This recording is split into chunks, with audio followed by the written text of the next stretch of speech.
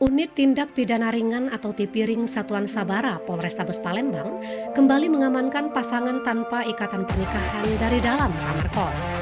Tidak tanggung-tanggung, kali ini polisi mengamankan 24 pasangan bukan suami istri di dalam kamar sejumlah tempat kos di kawasan Jalan Perintis Kemerdekaan dan Jalan Soekarno-Hatta pada hari Sabtu 22 Mei 2021 sekitar pukul 21 hingga pukul 1:30 waktu Indonesia Barat.